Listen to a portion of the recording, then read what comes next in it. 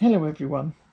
I recently built this workbench and I put a photo series of the build on Facebook group Woodworking UK, and a few people on that group have asked me how I built it and how I've got on with it since. So I thought I'd put this little video together about how I built it in the first place, and then maybe we'll do a follow-up video on how I've been finding it since. The workbench is made from basically two types of wood.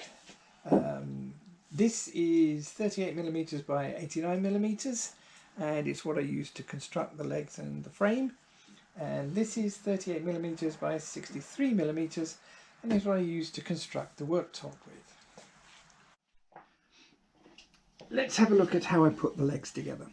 Now, each leg is made up of 3 pieces of the 38 by 89 timber. That gives it its really strong, sturdy feel. 2 sections are full length from the floor to the underside of the tabletop, and the centre section is cunningly cut up so that you don't have to do too much joinery to install the cross rails. So having worked out how far off the ground I wanted my cross rails to be, I cut a short section here, which will then allow me to put the cross rail in here, and we then cut another piece in that glues into the middle here, and it's cut exactly so that we can put another rail in just here. So this rail supports the benchtop, and this rail provides extra strength, and it also supports the bottom shelf, which is optional. But it's great for storage, so I've got a bottom rail as well. So the third section, which again is full length, is the only piece of joinery that's required. Let's just haul this out, shall we? Here we go. Right, what we've done is done a cutout again for the bottom rail here. That's probably the hardest piece of joinery, and then there's another cutout here for the top rail. So your bottom rail that goes from front to back goes in there, and it glues and sandwiches the centre section nicely together, and then come on, the top rail goes in there, and so that is how I built the legs.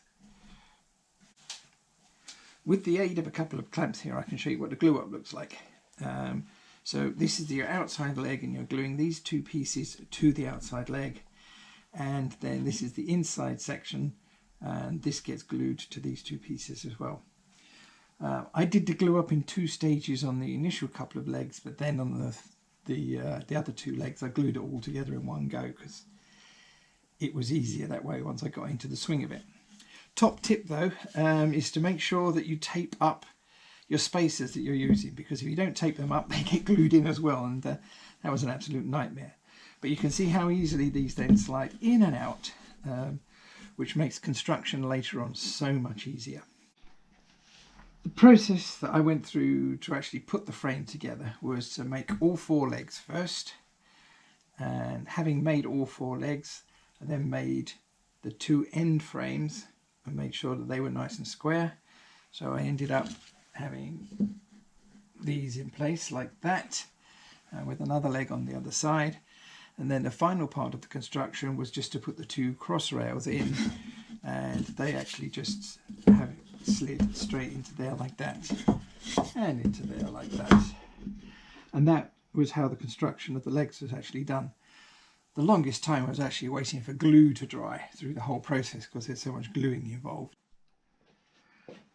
Once the frame was built and all glued up and dried, just for a little bit of additional strength, I drilled in a couple of dowels that went through from this side all the way through into the 3rd section of the leg. It doesn't go all the way through to the other side. I stopped halfway. That just gives it an additional piece of strength.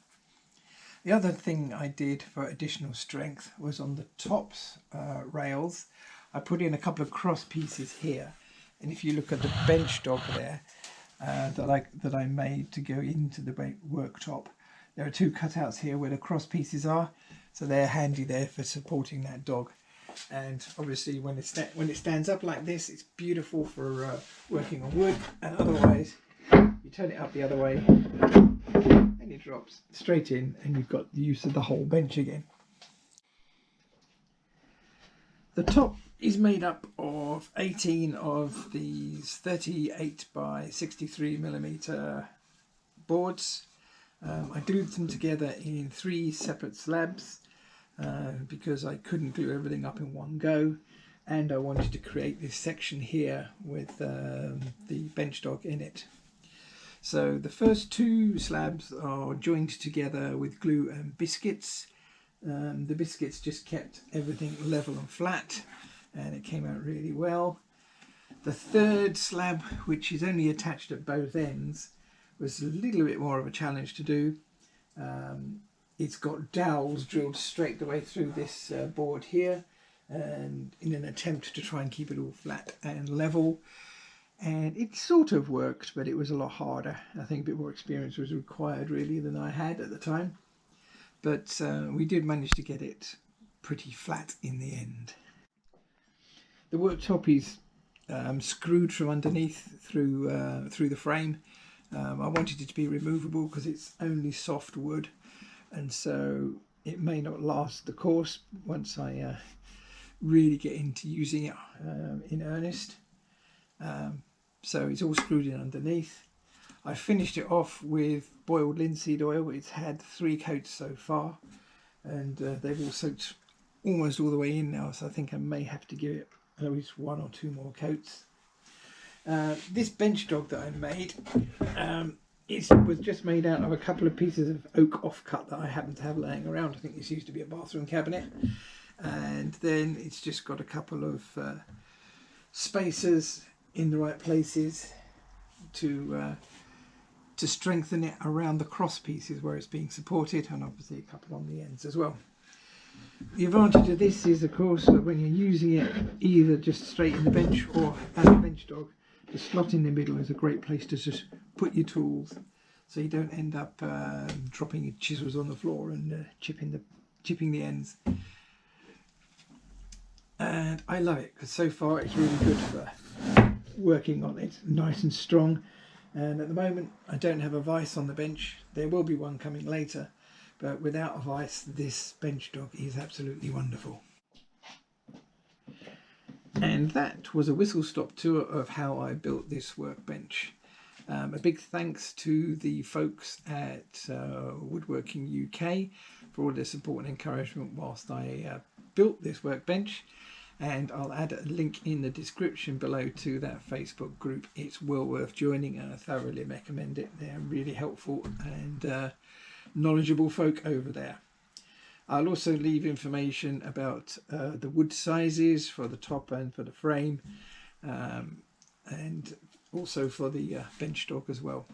So thanks for watching, and hopefully I'll come out with a follow-up video on how it's been going, and especially when I come to install the new vise.